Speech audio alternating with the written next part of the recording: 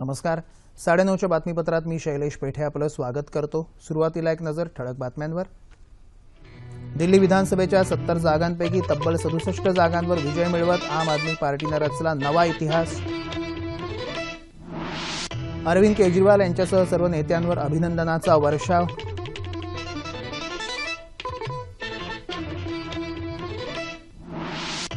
दिल्लीचे मुख्यमंत्री म्हणून केजरीवाल यांचा 14 फेब्रुवारी रोजी रामलीला मैदानावर होणार शपथविधी.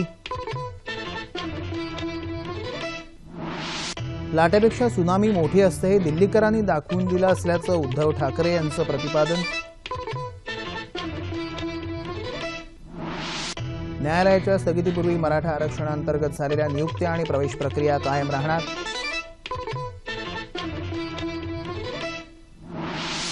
आणि राष्ट्रीय क्रीडा स्पर्धेत 100 पदक मिळवून महाराष्ट्र आजही दुसऱ्या स्थानावर.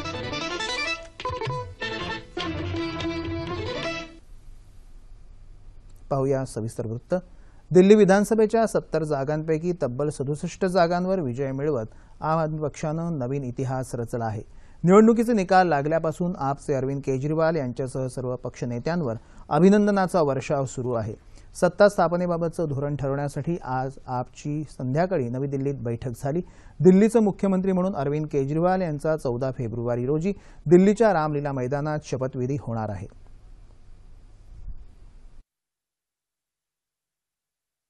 दिल्ली विधानसभा निवडणुकांमध्ये आम आदमी पक्षानं 67 जागा जिंकून ऐतिहासिक विजय मिळवला आहे, तर भाजपाला केवळ 3 जागांवर समाधान मानावं लागलं. या निवडणुकीत काँग्रेस पक्षाचा सपेशल धुव्वा उडाला असून पक्षाला खातंही उघडता आलेलं नाही.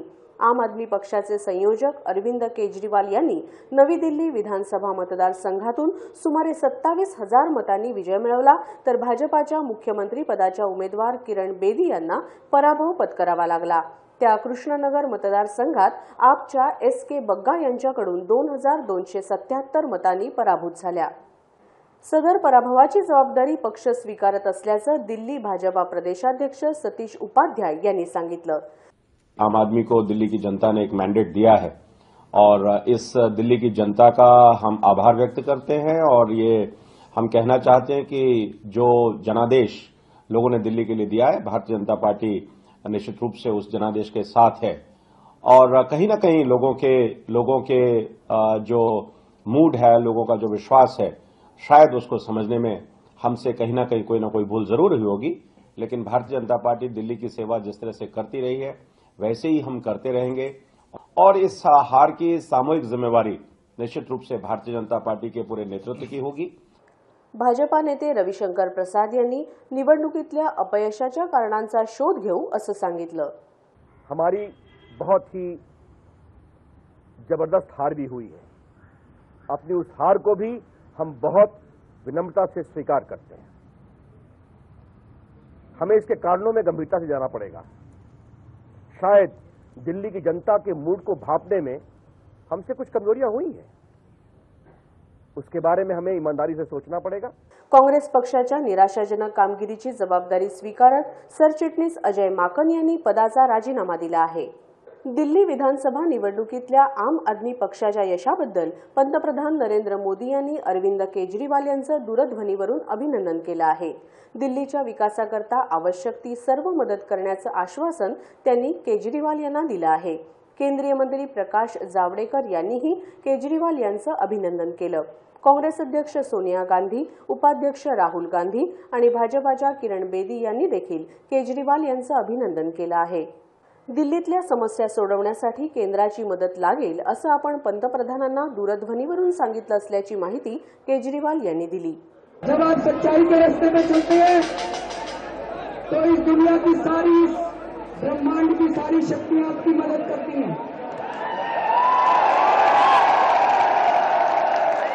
आप जो नतीजे आए वो वाकई अद्भुत है. मैं दिल्ली की जनता को सलाम करता हूं.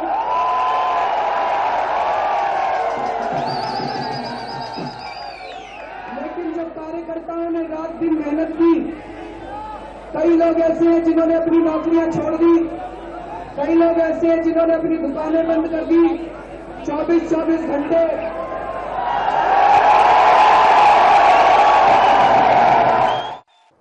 दिल्ली विधानसभा निवडणुकांमधल्या ऐतिहासिक विजयाबद्दल अरविंद केजरीवाल यांचं भ्रष्टाचार विरोधी आंदोलनाचे प्रणेते आणि ज्येष्ठ सामाजिक कार्यकर्ते अण्णा हजारे यांनी अभिनंदन केलं आहे. केजरीवाल यांना या विजयाबद्दल आपण शुभेच्छा देत आहोत, असं त्यांनी आज राळेगण सिद्धी इथं पत्रकारांना सांगितलं. जनलोकपाल विधेयकासाठी केलेला संघर्ष आणि हे विधेयक अंमलात आणण्याची बांधिलकी केजरीवाल यांनी विसरू नये, असं आवाहन हजारे यांनी केलं आहे. आपच्या या अभूतपूर्व यशाबद्दल मुख्यमंत्री देवेंद्र फडणवीस यांनी अरविंद केजरीवाल यांचं अभिनंदन केलं आहे.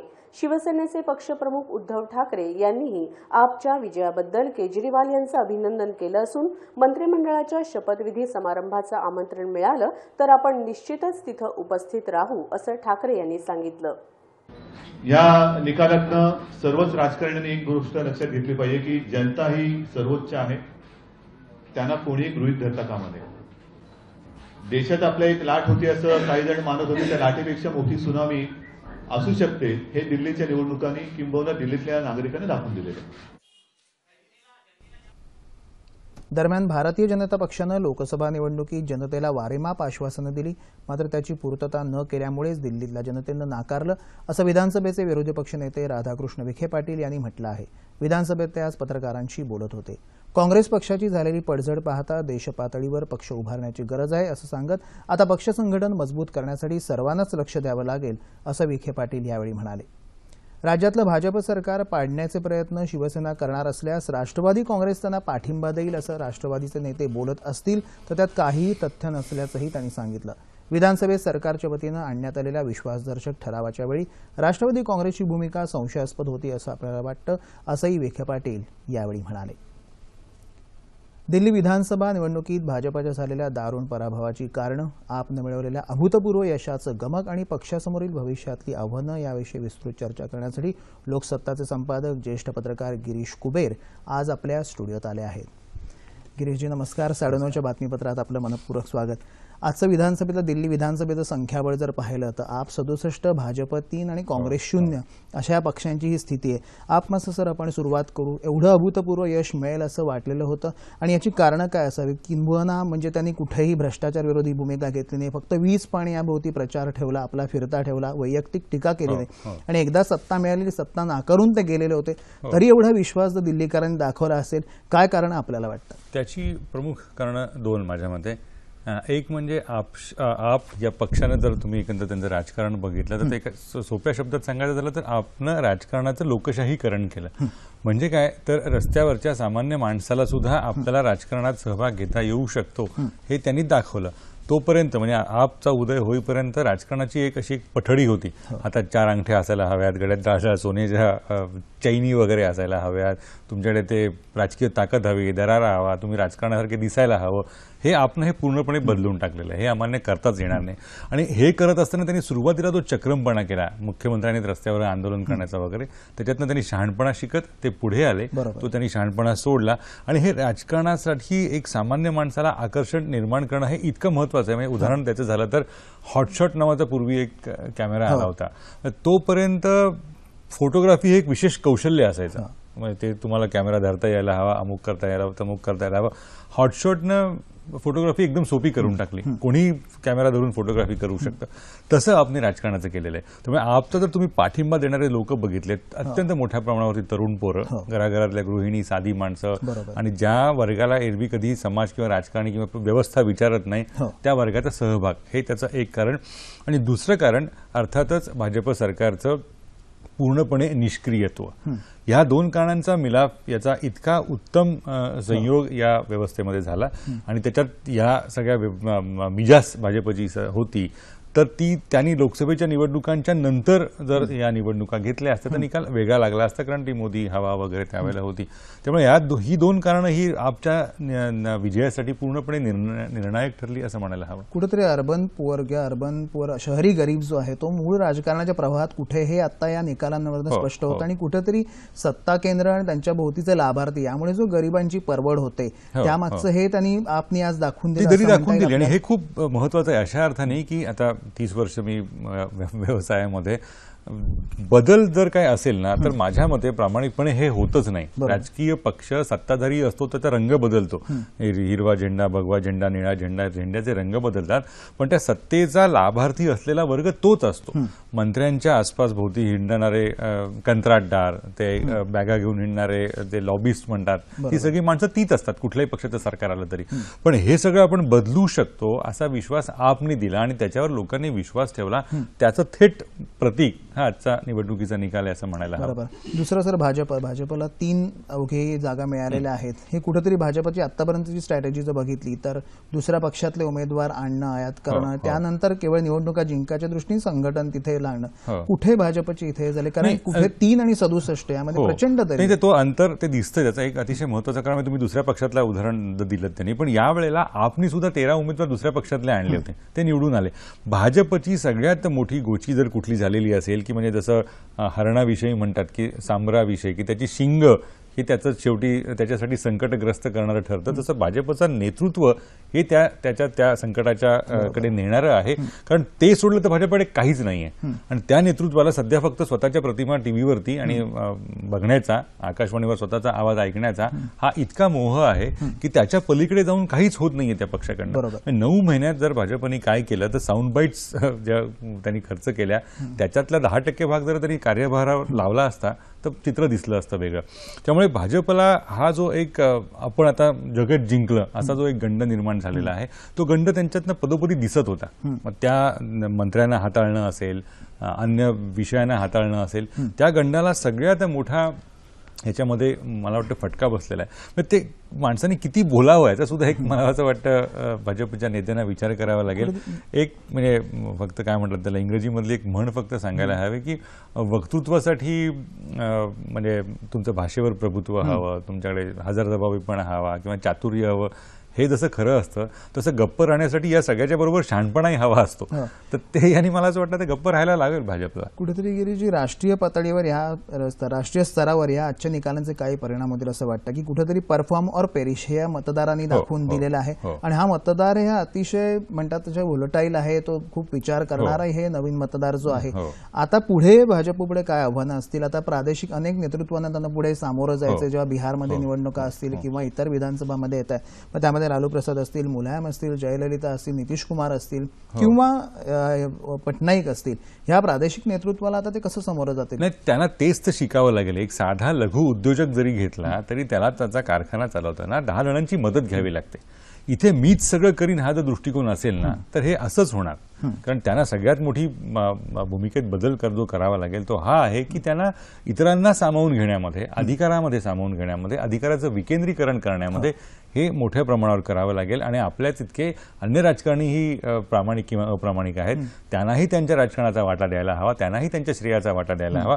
या भूमिकेतनं सहिष्णुता दाखवत त्यांना पुढे जावं लागेल, एक भाग. आणि दुसरी गोष्ट करावी लागेल म्हणजे यांच्या काळामध्ये हा जो सध्या बोगस म्हणता येईल अशा साध्वी आणि साधूंचा सुळसुळाट झालाय ना, त्यांना आळा घालावा लागेल. कारण हे फक्त उपद्रवी आहेत, यांना काही करायचं काही नाहीये आणि यांना वाटेल त्या वाह्यात मागण्या करायच्या. त्याच्यामुळे एक मोठा वर्ग भाजपपासून दुरावतोय. भाजपला लोकांनी मतं दिली ती तुम्ही काहीतरी विकासाचं राजकारण करून दाखवणार यासाठी दिली, पण तुमचे हे साधू आणि साध्वी हे जे काही वाह्यात बडबडी करतायत त्याचा थेट परिणाम लोकांवरती झालेला आहे. त्यामुळे भाजपचा प्रचलित मतदार सुद्धा त्याच्याकडून दूर गेलेला आहे. त्याच्यापासून काँग्रेसचं आपण म्हणतो, काँग्रेसमध्ये एक प्रतिक्रिया अशी आहे की 2013ची निवडणुकीत जी काँग्रेसला 24% मतं होती ती आता आपला मिळाली. काँग्रेस 0 जागेवर आहे. काँग्रेस पुढची आव्हानं आता काय? आता आपण आत्ताची बातमी आपण ऐकली की नेतृत्व आता राष्ट्रीय पातळीवर विचार व्हायला हवा. काँग्रेस पुढे काय असेल? 70 पैकी 60 मतदारसंघात काँग्रेसच्या उमेदवारांचं अनामत रकमाजकमत जप्त झालेल्या आहेत. ह्याच्यावरनं काँग्रेसच्या आव्हानाचा पूर्णपणे अंदाज येऊ शकेल. हे काँग्रेसचं नेतृत्व जमिनीपासून, कार्यकर्त्यांपासून आणि विषयांपासून, राजकारणापासून पूर्णपणे तुटलेलं आहे. राहुल गांधी नावाचा जो एक फुगा तयार झालेला आहे त्या फुग्याला या सगळ्या जाणीवा आहेत की नाही असं काँग्रेसजनांनाच वाटू लागलेलं आहे. त्यामुळे काँग्रेसला या सगळ्या व्यवस्थेपासून दूर जावं लागेल. आणि त्यातला अतिशय महत्वाचा मुद्दा की आज जो पुन्हा दुर्दैवाने आजच्या निकालानंतर दिसत होता, काँग्रेसवाले मागणी काय करत होते आजच्या पराभवानंतर की त्यांनी मागणी काय करायला हवी होती तर कार्यकर्ते आणा आणि काँग्रेस वाचवा. तर यांची मागणी काय आहे, तर प्रियांका आणि काँग्रेस वाचवा. म्हणजे तुम्ही पुन्हा त्याच चुका करतायत ज्या तुमच्या इतिहासामधनं वारंवार होत आलेल्या आहेत. त्यामुळे पूर्णपणे नव्याने घडी मांडणं, नवीन नेतृत्व आणणं, मग त्याच्यामध्ये एखादा शिंदेसारखा नवीन नेता असू शकतो, वेगळ्या व्यवस्थेला तयार करणं, याला पर्याय नाही. आज पूर्वीच्या सारखं मी 10 वर्षांपूर्वी खूप थोर काम केलं होतं म्हणून लोक माझं कौतुक करणार नाही, तू आज माझ्यासाठी काय करतोयस, असा रोकडा सवाल आजच्या जनतेला आहे, मतदारांना आहे. त्या रोकड्या सवालाला रोख उत्तर देण्याची जर क्षमता नसेल तर नेतृत्व कालबाह्य ठरतं. 9 महिन्यात नरेंद्र मोदी हे पूर्णपणे विस्कळीत झालेले आहे त्यांच्या नेतृत्वाची छाया. त्यामुळे हे काँग्रेसला त्याच्यापेक्षा जास्त गंभीर आहे. आता तुम्ही म्हणा तसं आपबद्दल म्हणताय की आपला मागच्याही संधी दिली होती, त्यानंतर ते सत्तेबाहेर आले. आता जी संधी मिळते की ज्याला हनीमून पिरियड म्हणतो, की आता हे निवडून आल्यानंतर तो फारसा मिळेल असं नाही, त्यांना परफॉर्म केलंच पाहिजे. कशा प्रकारे त्यांना आता पुढे जायला लागेल? हे एक दुष्टचक्र आहे. म्हणजे त्याच्यासाठी भारतीय राजकीय पक्षांनी आणि मतदारांनी दोघांनी प्रौढ व्हायला हवं. ते दुष्टचक्र असं की मी निवडून येण्यासाठी तुम्हाला वाटेल ती आश्वासनं देणार आणि मग निवडून आल्यानंतर मला जाणवणार की आश्वासनांची पूर्तता मला करता येणार नाही, मग मतदार माझ्यावर नाराज होणार. त्याच वेळेला दुसरा राजकीय पक्ष तशीच वाह्यात आश्वासनं देणार, मग तुम्ही त्याला मतदान करणार. ह्याच्यापेक्षा एका कुठल्या तरी पातळीवरती आपल्याला या सगळ्याचा वास्तवाचा आढावा घेत आश्वासनांचा विचार करायला हवा. तुम्ही मोफत वीज, मोफत पाणी, मोफत हे देऊ शकत नाही. तुमची अर्थव्यवस्था रसातळाला गेलेली, बरोबर, तुम्हाला ते शक्यच नाहीये. ते अशा वेळेला एक सगळ्या राजकीय पक्षांना मला असं वाटतं शेवटी कुठल्या तरी एका समान आर्थिक भूमिकेवर यावं लागेल आणि ती मला असं वाटतं की लोकशाहीच्या, मला असं वाटतं प्रौढत्वाची खूण असेल. या 3-4 पराभवांमुळे प्रत्येक पक्षाला त्याची आता जाणीव झालेली आहे. आपण त्याच दुष्टचक्रामध्ये अडकलेलो आहोत. त्यामुळे राजकीय पक्ष बदलत्या वातावरणाच्या विषयी अत्यंत चाणाक्ष असतात. त्यामुळे ही माणसं एकमेकांमध्ये येऊन अशा पद्धतीने विचार करतील याविषयी निश्चितच तशी आशा बाळगायला हवी. आप यापुढे राष्ट्रीय पक्ष म्हणून त्याचं हे प्रस्थापित होऊ शकतं मला नाही वाटत. ते खूप लवकर भाष्य केल्यासारखं होईल. पहिली गोष्ट म्हणजे दिल्लीमध्ये आप हा स्थानिकच पक्ष आहे. आपला राष्ट्रीय दर्जा लगेच देण्याचं काही कारण नाही. याचं अतिशय महत्त्वाचं कारण म्हणजे दिल्लीमध्ये इतकी वर्ष काँग्रेस आणि भाजप हे 2च पक्ष होते. पहिल्यांदा आपच्या रूपानं त्यांना तिसरा पर्याय मिळालेला आहे. त्यामुळे तो तिसरा चुचकारून बघावा असा मतदारांनी विचार केला असणार. अन्य प्रांतांमध्ये समजा उदाहरणार्थ महाराष्ट्राचं जर उदाहरण घेतलं तर शेतकरी कामगार पक्षाचा नावाने तर खरा आप महाराष्ट्रामध्ये 60 सालीच आलेला आहे. असे अनेक पक्ष आहेत काँग्रेस आणि भाजपला पर्याय. दिल्लीमध्ये तो कधी नव्हताच, हे एक कारण आहे. दुसरं अतिशय महत्त्वाचं कारण म्हणजे दिल्लीतली जनता ही अत्यंत या अतिमहनीय व्यक्तींच्या जगण्याला कंटाळलेली आहे. तुम्ही तास राष्ट्रपती जाणार किंवा पंतप्रधान जाणार म्हणून रस्ता बंद करणार, तुम्ही एकंदर हालचालींवर नियंत्रण आणणार, तुम्ही वीज पाणी हे सगळ्या गोष्टी त्यांच्या अनुषंगाने तुम्ही लोकांना पुरवणार. ह्याचा लोकांमध्ये प्रचंड राग होता. त्यामुळे यांची सगळ्यात मोठी घोषणा जर कुठली लोकप्रिय झाली असेल ना, तर आम्ही लाल दिव्यांच्या गाड्या घेणार नाही, आम्ही साधेपणाने अपील झालं. ते लोकांना अपील झालं की अरे खरंच असं करायला हवं, कारण या सगळ्या व्हीआयपी लोकांमुळे आपलं जगणं हराम झालं हे दिल्लीकरांना, सामान्य जणांना वाटतं. गिरीजी, महाराष्ट्रातलं बोलण्याचं झालं तर आज शिवसेनेची जी प्रतिक्रिया आली की या लाटेपेक्षा सुनामी जास्त मोठी होती अशी उद्धव ठाकरे यांनी उघड प्रतिक्रिया दिली. राज्यातल्या राजकारणावर त्याचे काही संकेत दिसतात? ही प्रतिक्रिया त्या पक्षाच्या एकंदर शालेय राजकारणाच्या दर्जाची असं म्हणायला हवं. लाटच आधी नाही तर सुनामी कशी येणार? सुनामी येण्याच्या आधी लाट असावी लागते, मग सुनामी येणार ना. त्यामुळे या प्रतिक्रियेला फार काही अर्थ नाही. पुढची निवडणूक ही म्हणजे आता फार लवकर भाकीत केल्यासारखं होईल. पण महानगरपालिकेच्या निवडणुकीमध्ये शिवसेनेला सगळ्यात मोठं आव्हान एका बाजूला भाजप आणि अत्यंत आक्रमक आप हे असणार आहे. त्यामुळे त्या पक्षाने आपच्या विजयाचा आनंद फार काळ साजरा करू नये किंवा भाजपच्या पराजयाचं एकंदर त्यांनी सादरीकरण करू नये, कारण नंतरचं लक्ष जेव्हा महानगरपालिकेच्या निवडणुका असतील त्यावेळेला शिवसेना असेल आपसाठी. अगदी गिरीजी, जाता आता 3 पक्षाचं पण एवढं आपण विश्लेषण केलं. भाजपसाठी आत्मचिंतन, काँग्रेससाठी आपण म्हणतो नेतृत्व नवीन शोधणं किंवा ती पक्ष बांधणी, आणि आपसाठी अधिकाधिक राजकीयदृष्ट्या प्रगल्भ होऊन जी काय आश्वासनं असतील, दिल्लीकरांचे मागण्या असतील ते पूर्ण करणं. कसं पाहता आपण? हे त्यांना करावं लागेल. म्हणजे हा जो एक मोठ्या प्रमाणावरती बदल घडतोय ना, आपण लक्षात घ्यायला हवं की समाज बदलतोय, तो प्रचंड प्रमाणावरती बदलतोय. जवळपास 45 ते 50 कोटी युवक येत आहेत. त्यांना थांबायची घाई आहे, म्हणजे त्यांना वेळ नाहीये थांबायला की तुम्ही 10 वर्षांनी भरू, मग आम्ही EMI, त्यांना ते तुम्ही पटकन काय ते करून दाखवा बाबा. नाही जमत आहे का, ठीक आहे आम्ही दुसरा पर्याय करू. म्हणजे या हॉटेलमध्ये नाही जेवण आवडलं का, आम्ही ते हॉटेल. आणि हे चांगलं आहे, असंच असायला हवं. कारण राजकीय पक्ष या स्थैर्याचा स्वतःचे तुंबडी भरण्याच्या पलीकडे दुसरं काही करत नाही. प्रवाही आहे राजकारण प्रवाही आहे. ते असंच ते ज्याला म्हणतात की त्यांना टांगणीला त्यांचा जीव राहिलेला असला पाहिजे, तसंच असायला हवं. आणि हा जो एक वातावरणातला बदल आहे ना, तो अत्यंत सुखकारक आहे. आणि ह्या लोकांना सतत तुम्ही पळवत नाही तोपर्यंत हे लोक पळणार नाहीत. आणि हा मतदारांमधला हा जाणीवेचा भाग आहे. हा मला असं वाटतं की लोकशाही प्रगल्भ होण्याच्या दृष्टीनं स्वागतार्ह आहे. निश्चितच. आज आणि पंतप्रधानांनी स्वतः फोन करून अरविंद केजरीवालांना शुभेच्छाही दिल्या आणि पूर्ण सहकार्य करू दिल्लीच्या विकासासाठी. ही लोकशाहीच्या दृष्टीने एक चांगली गोष्ट आहे. किरीटजी, आज आपण 9:30च्या बातमीपत्रात सहभागी झाल्याबद्दल मनपूर्वक धन्यवाद. धन्यवाद. आज माध्यमातून दाखवण्यात येणाऱ्या स्त्रियांच्या साचेबंद दुय्यम दर्जाच्या प्रतिमांपासून वाचण्यासाठी अशा प्रतिमा रंगवणाऱ्या मालिका पाहणं टाळणं हा एक पर्याय असून त्याविरोधात प्रेक्षक आणि वाचकांचा दबावगट निर्माण करणं गरजेचं असल्याचं प्रतिपादन ज्येष्ठ चित्रपट दिग्दर्शक सुनील सुकटणकर यांनी केलं. जळगाव इथल्या उत्तर महाराष्ट्र विद्यापीठ आणि नवी दिल्लीच्या Indian school science studies and research यांच्या संयुक्त विद्यमानं आयोजित केलेल्या महिला आणि प्रसार माध्यम या विषयावर ते आज बोलत होते. या 2 दिवसीय राष्ट्रीय परिषदेचं सुकटणकर यांच्या हस्ते उद्घाटन झालं. यावेळी अधिष्ठाता डॉक्टर आसाराम पैठणे अध्यक्षस्थानी होते. यावेळी सुकटणकर यांनी दिग्दर्शित केलेल्या महिलांच्या समस्यांवर आधारित लघुचित्रपट दाखवण्यात आला. आजच्या माध्यमांमध्ये राजकारण आणि लैंगिकता यासारख्या विषयांवरील बातम्यांना अधिक स्थान दिलं जात आहे. आज सकारात्मक बातम्यांमध्ये वाढ होणं गरजेचं असल्याचं पत्रकार प्रगती बाणखेले यांनी यावेळी सांगितलं. राज्यात मराठा आरक्षणाला उच्च न्यायालयाने दिलेल्या स्थगितीपूर्वी शैक्षणिक संस्थांमध्ये आरक्षणानुसार झालेले प्रवेश तसंच शासकीय सेवेमध्ये निवड झालेल्या उमेदवारांची नियुक्ती कायम राहील असा निर्णय राज्य मंत्रिमंडळाच्या बैठकीत आज घेण्यात आला.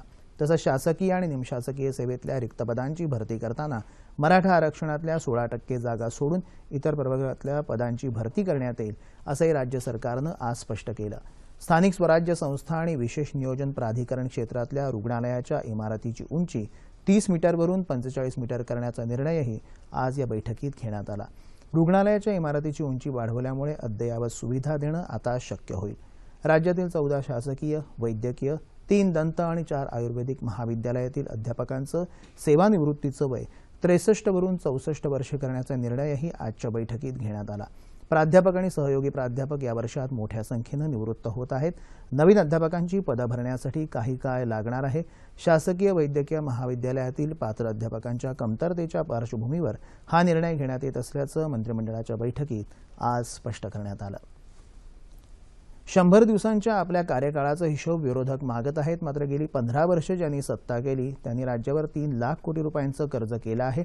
त्यामुळे राज्याच्या तिजोरीत खडखडाट झाला आहे असं मुख्यमंत्री देवेंद्र फडणवीस यांनी म्हटलं आहे. नांदेडमध्ये 13 फेब्रुवारीला होणाऱ्या मुखेड विधानसभा पोटनिवडणुकीसाठी भाजपाचे उमेदवार डॉक्टर तुषार राठोड यांच्या प्रचार सभेत ते आज बोलत होते. आर्थिक संकटात असून देखील राज्य सरकार संकटात सापडलेल्या शेतकऱ्यांसाठी 7,000 कोटी रुपयांची मदत करत असल्याचंही मुख्यमंत्री म्हणाले. ऊसतोड कामगारांच्या कुटुंबासाठी दिवंगत गोपीनाथ मुंडे विकास महामंडळाची स्थापना करण्यात येणार असून त्यांच्या मुलांच्या शिक्षणाचा आणि घराचा प्रश्नही सोडवणार असल्याचं त्यांनी सांगितलं. त्याचबरोबर लेंडी धरणाचा प्रश्न लवकरच मार्गी लावू असंही मुख्यमंत्री आज म्हणाले. प्रदूषण ही अतिशय गंभीर समस्या असून तिच्या निर्मूलनासाठी विविध पातळ्यांवर प्रयत्न होण्याची आवश्यकता आहे. या संदर्भात विचारमंथन करण्यासाठी सह्याद्री वाहिनीनं पुढाकार घेतला आहे.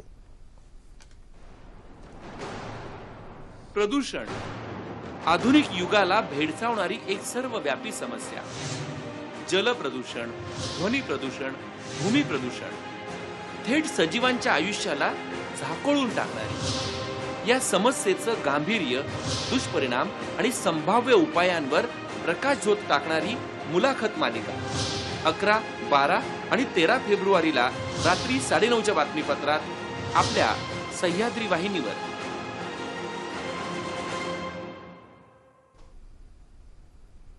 मराठी भाषेचं अस्तित्व टिकवण्यासाठी मराठी शाळांना राज्य सरकारनं विनाविलंब मंजुरी द्यावी तसंच मराठी शाळांमध्ये मूलभूत सुविधा उपलब्ध करून द्याव्यात यासाठी राज्य सरकारवर दबाव वाढवावा असा ठराव आज कोल्हापुरात आयोजित शिक्षण बचाव परिषदेत पारित करण्यात आला. ज्येष्ठ सामाजिक कार्यकर्ते डॉक्टर सुभाष जाधव या परिषदेच्या अध्यक्षस्थानी होते. वैज्ञानिक दृष्टिकोन, धर्मनिरपेक्षता आणि सामाजिक मूल्य रुजवणाऱ्या शिक्षणाची रचना व्हावी यासाठी शिक्षणाचं बाजारीकरण आणि धर्मांधीकरणाच्या विरोधात तीव्र संघर्ष करण्याचं आवाहन या परिषदेत आज करण्यात आलं. सावित्रीबाई फुले पुणे विद्यापीठाच्या नाशिक आणि अहमदनगर इथल्या उपकेंद्रांना भरीव आर्थिक मदत दिली जाईल अशी ग्वाही वित्तमंत्री सुधीर मुनगंटीवार यांनी आज पुण्यात दिली. सावित्रीबाई फुले पुणे विद्यापीठाच्या वर्धापनदिनानिमित्त आयोजित करण्यात आलेल्या कार्यक्रमात ते आज बोलत होते. सध्याचं युग माहिती तंत्रज्ञानाचं असून विद्यापीठांमध्ये संशोधनासाठी पायाभूत सुविधा निर्माण होण्याची गरज आहे. त्यासाठी आगामी अर्थसंकल्पात भरीव तरतूद करण्यात येणार असल्याचंही मुनगंटीवार यांनी सांगितलं. यावेळी कुलगुरू डॉक्टर वासुदेव गाडे यांनी विद्यापीठाच्या आगामी योजनांबाबत माहिती दिली. तसंच सामाजिक कार्यकर्ते अनिल अवचट, अभिनेते दिलीप प्रभावळकर, निलिमा मिश्रा, सिंधुताई विखे पाटील, यशवंत मनोहर यासह अनेकांना जीवन साधना गौरव पुरस्कारानं सन्मानित करण्यात आलं.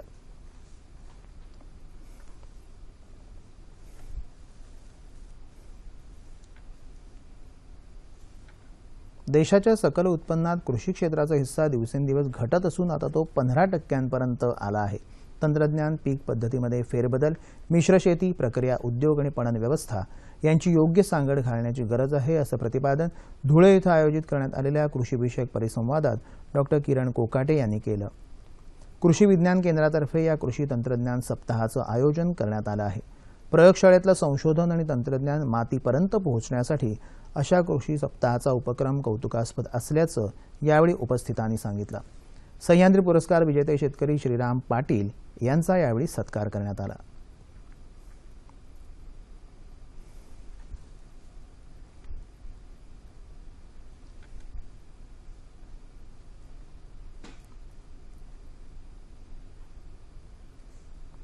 केरळमध्ये तिरुअनंतपुरम इथं सुरू असलेल्या 35व्या राष्ट्रीय क्रीडा स्पर्धांमध्ये महाराष्ट्रानं 100 पदकं मिळवून पदक तालिकेतलं आपलं दुसरं स्थान कायम राखलं आहे. सैन्य दलानं सर्वाधिक सुवर्णपदकं पटकावून आपलं पहिलं स्थान अबाधित ठेवलं आहे. महाराष्ट्राच्या ललिता बाबर आणि मोहम्मद युनुस यांनी धावण्याच्या शर्यतीत काल रौप्य पदकांची कमाई केली. महाराष्ट्राच्या स्वाती गाढवेनं आंतरराष्ट्रीय धावपटू प्रिजा श्रीधरनला मागे टाकत ब्रॉन्झ पदक मिळवल्यानं महाराष्ट्राच्या पदकसंख्येत भर पडली.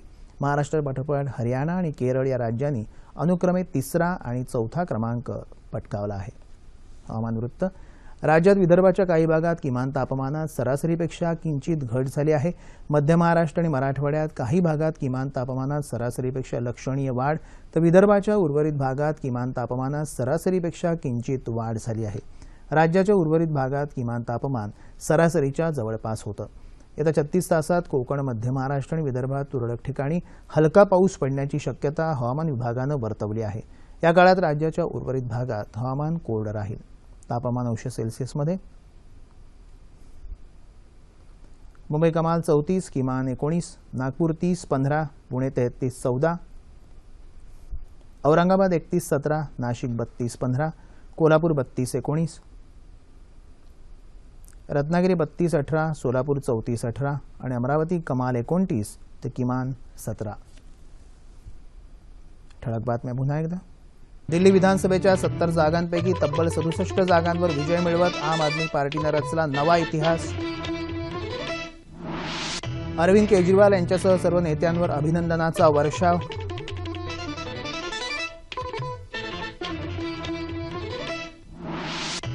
दिल्लीचे मुख्यमंत्री म्हणून केजरीवाल यांचा 14 फेब्रुवारी रोजी रामलीला मैदानावर होणार शपथविधी. लाटेपेक्षा सुनामी मोठी असते हे दिल्लीकरांनी दाखवून दिलं असल्याचं उद्धव ठाकरे यांचं प्रतिपादन. न्यायालयाच्या स्थगितीपूर्वी मराठा आरक्षणांतर्गत झालेल्या नियुक्त्या आणि प्रवेश प्रक्रिया कायम राहणार.